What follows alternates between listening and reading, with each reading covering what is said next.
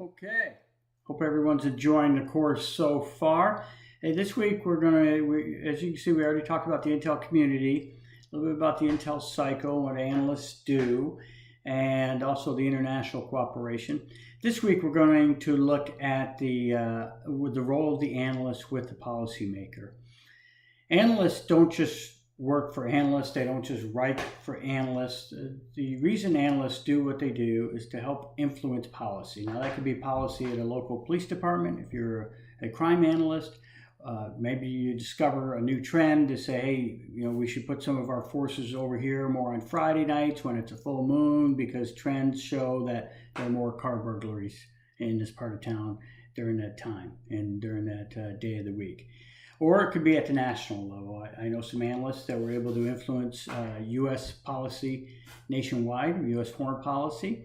And I've known analysts who were able to do it at the local level too, at the FBI level or in regional field offices. And I've had some luck and success in convincing my bosses through analysis, not through the forcefulness of personality, but by the persuasiveness of your argument, to help influence and change policy. That is kind of why we exist as analysts and the epitome of success as an analyst, to help inform and educate policymakers so they can make the best decisions. So hopefully for this week you've done the readings, and this video will help supplement what you're going to see in the PowerPoints and lesson plans as well. So let's move on to slide 2 and a little quip from Alice in Wonderland. So really, analysts have to know what the requirements are and really what the policymakers are looking for. It's a symbiotic relationship where the policymakers will put out the Intel requirements, and then the analysts will help fill those Intel requirements through collection all the way through the analytical cycle, as we already covered. So move on to page 3. How does that work? Well, the U.S. national policy, security policy, is always based on a sound strategy. So every administration comes in, every presidential administration, and again, it could be at the local level too, devises their own strategy to meet a higher objective. So in this case, the highest objective would be what the president wants to do with his national security establishment and their strategy, and that flows down from there. So each of the cabinet departments, including the Department of Defense, will come through and state how they're going to help fulfill that strategy. And then the analysts should know, at least at a macro level, what those strategies are, so they can help influence them through their tasking of collection, through their analysis. So different administrations have different requirements for their analysts. Some want analysts to brief them. Others want only the heads of the agencies to brief that, and that's true at the local level. When I was at Southcom, some 4-star generals wanted the real analysts, the staff sergeants or the lieutenants, to brief them, since they're the ones studying the issue, and others just preferred to have the colonels come in and give them that high-level view without that level of detail. So that last bullet there, past administrations have run national security and foreign policy out of the White House with little involvement from the State Department. I think that goes true for the last several administrations, where the State Department is really the implementer of the strategies. My personal belief is that's true for this administration as well, and it was obviously true in the last administration as well, under the Obama administration, where they'll have local czars. They'll have czars in charge of different problem sets, and the White House will, through the national security process, usually will come up with the strategy instead of State Department coming up with the strategy on its own. Slide 4. So who are the players involved in developing the strategy and helping to implement? Well, there's multiple ones, and you can see from your readings who those are. But mainly in developing the policy, it's the executive branch that comes up with the national security and foreign policy, and the president. And then all the other cabinet departments are supposed to fall in line with them. And again, policies will shift from administration to administration. You can see this administration has more of an engagement policy with North Korea than previous administrations, and they have more of a hands-off policy with Iran and Cuba, more of a hardline policy than the previous administration. But I think the goals of all of these administrations are the same: to promote the best interests of the United States. Now, typically what happens is the head of any agency, same as the president, they rely on their own set of trusted advisors in addition to getting advice from maybe the more formal structures.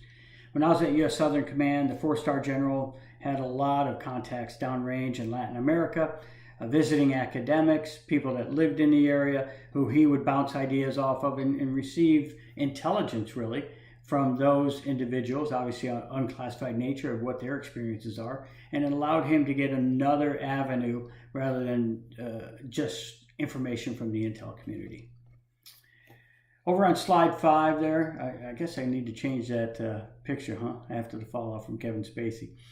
But that show, if you've seen it, kind of gives you an indication of the power of the presidency and the influence they can have over, that's obviously a lot of inside palace intrigue in that show, but obviously over the national security policy as a whole. Slide number 6, legislative branch role. What is the role of Congress in the legislative branch? Well, obviously it's funding. So while any president could say, hey, I want my focus to be on our relationship with Iceland or Greenland, it's really where the funding is going to come from. You could want, and a good example is the president's national security strategy and policy over constructing a wall on the southern border. He could want that all he wants, but if the funding is not available for that, that's problematic. And you can see that as a great example now. There's also oversight responsibilities.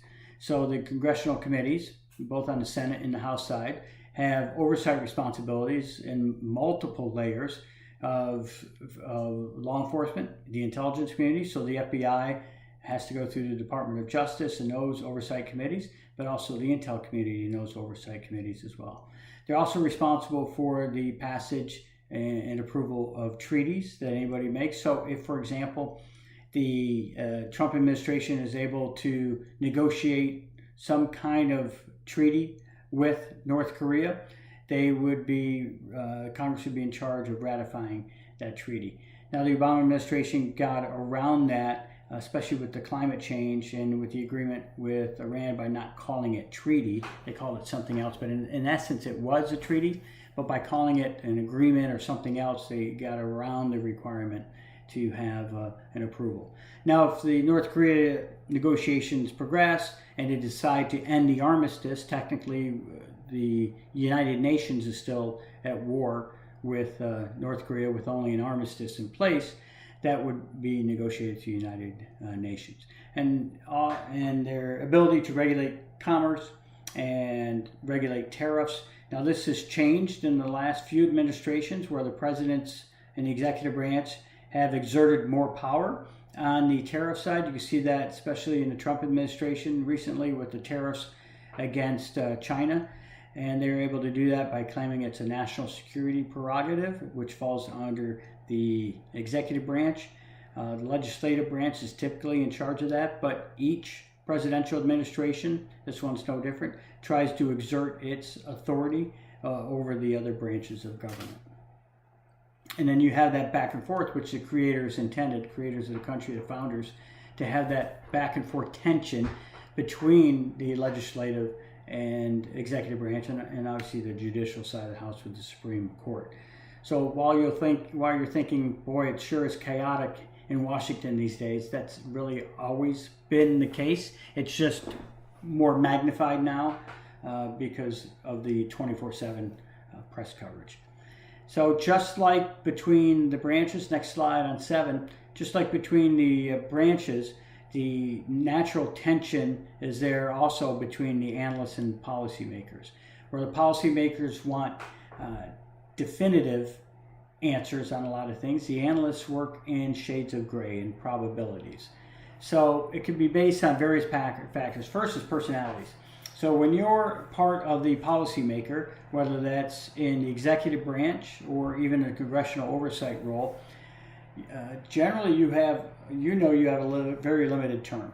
So if it's a presidential administration and you are a political appointee to the State Department or you're a political appointee to the Department of Defense or any of the established cabinet agencies, you have 4 years, maybe 8, to try to make an impact. So you want definitive answers, and you're going to generally have strong personalities in there And then you are going to have analysts and supervisors and executives that have been in that governmental branch for 20, 30 years, and you have some 25-year-old political appointee coming to your office demanding answers on something. You're going to have that tension, especially if they don't have experience in what they're talking about.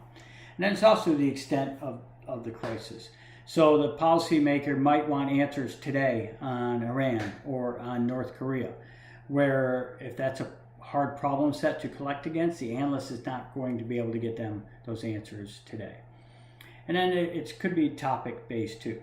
So if it's focused, if you have some political appointee that has a beef with the Marshall Islands, or like we talked about Greenland or Iceland, they're probably not going to get the attention versus if somebody wants to focus on Iraq, just because we have that many more analysts focused on the hard problem sets.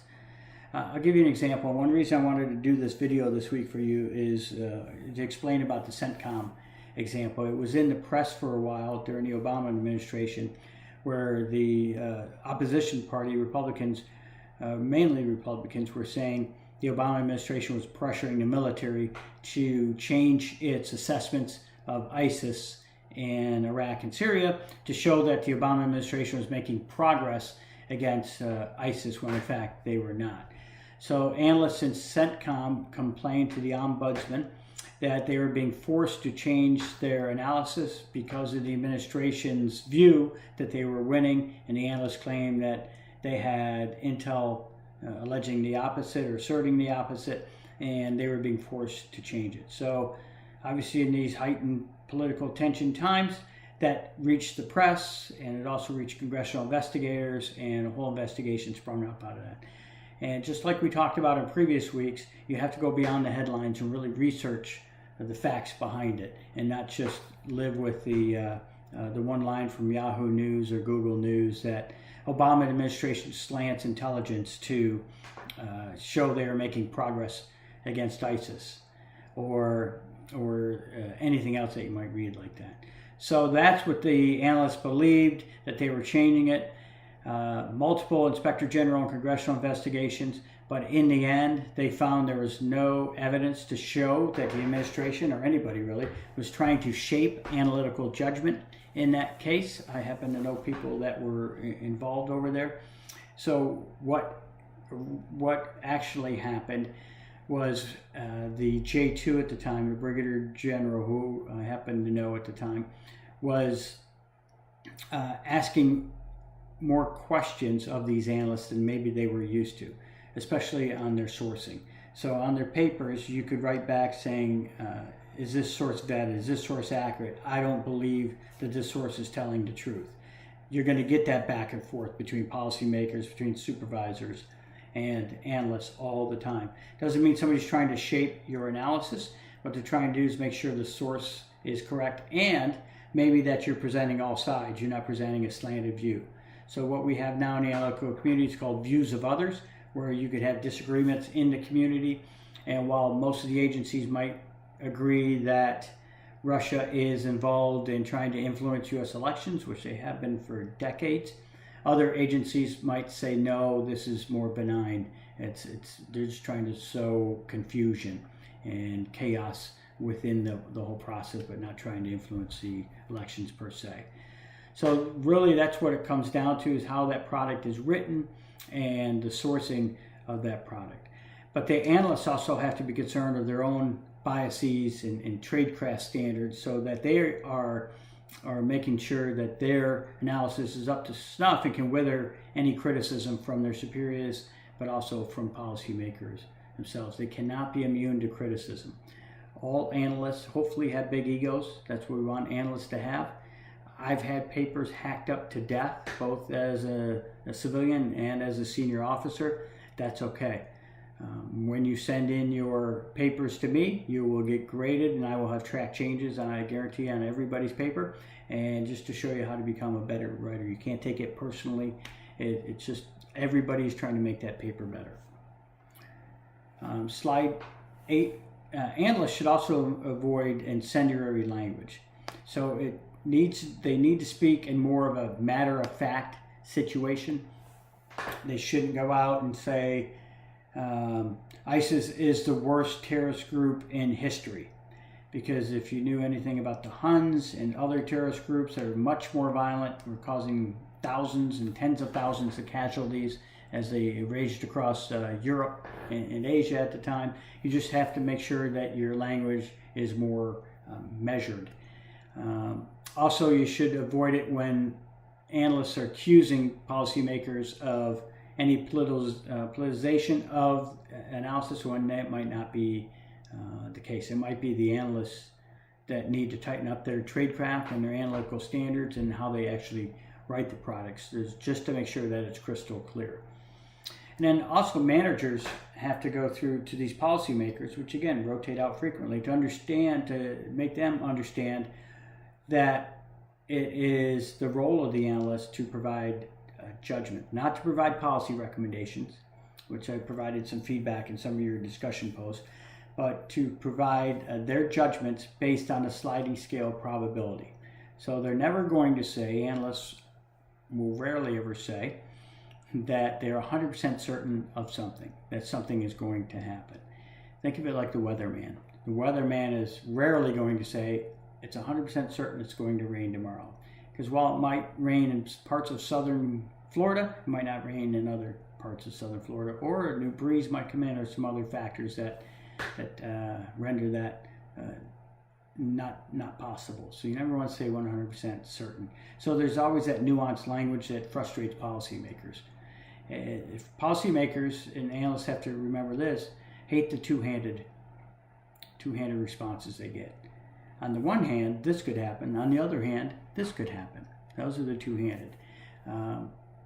If you say as an analyst, well, this may happen, somebody could say, well, that means this may not happen as well. That's why we use program problematic languaging, which we'll cover on the last slide.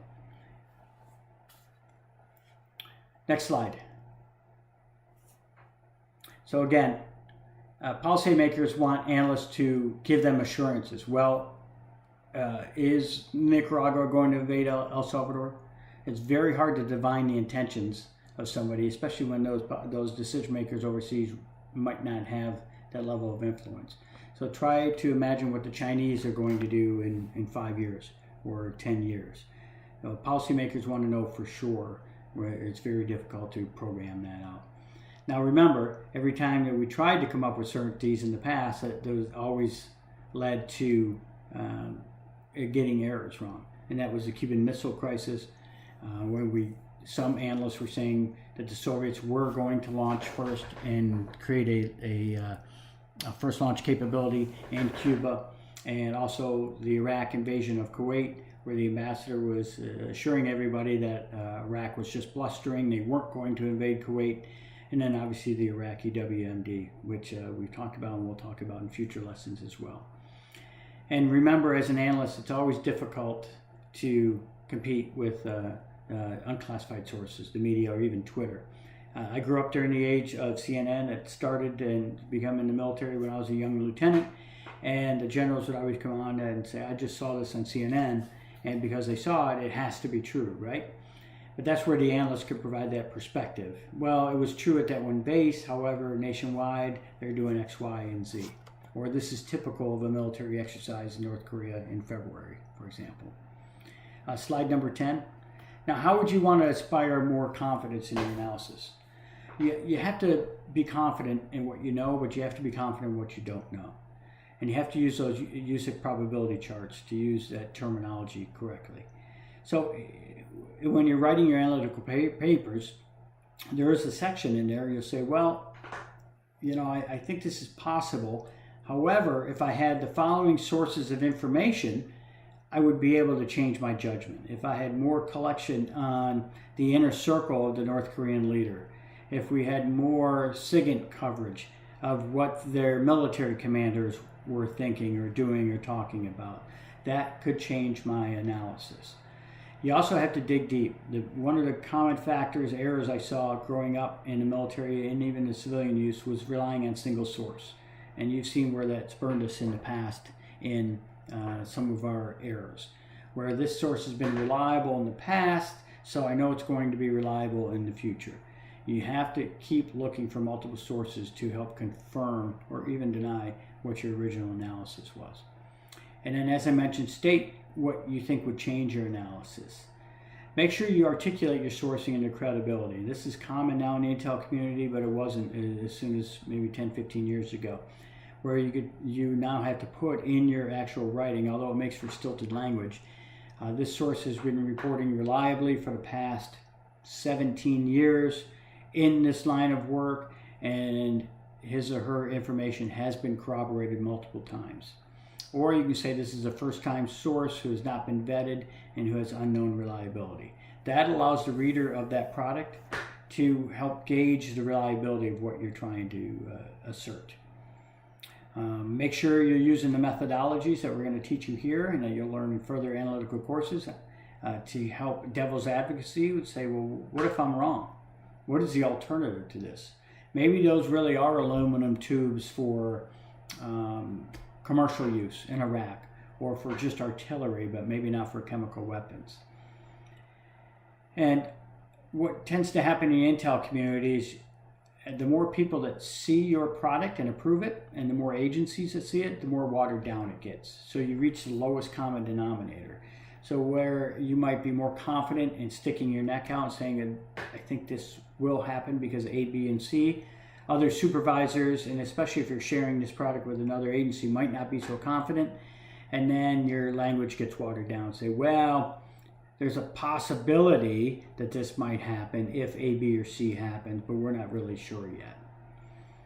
And then also review older products and grade yourself. I used to do this every year when I was an analyst at U.S. Southern Command. I would come out with an annual product saying, I think this would happen in the next year in Columbia, and here's why. It's not just a National Enquirer horoscope thing. And at the end of the year, I would put out another product saying, here's how I did last year. I was wrong on these 4, and here's why, and I was right on these 6. And going forward, here's what I think is going to happen in 2019.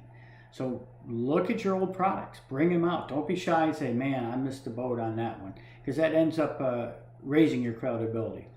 If you ever, I have 2 young children, if you ever have friends that admit they make mistakes, you're always surprised. And so if my kids say, you know what, I messed up on that one, I'll do better next time, you go, man, I really didn't expect that. You tend to give them more credibility, although my kids rarely do that. And slide 11, this gives you an idea of what a USIC probability chart looks like in the language that you use. So it would be probable, almost certain, which is rarely ever used, and almost certainly not. So there's a lot more to read in this course. I don't want to babble on, but when I teach this one in person, we do some exercises with this as well, and we wind up into a 3-hour block. But you guys get the opportunity to push some ideas off on each other through the discussion boards, as well as dig deep into the readings. If you have any questions, feel free to always reach me via email. Thanks. Have a good week.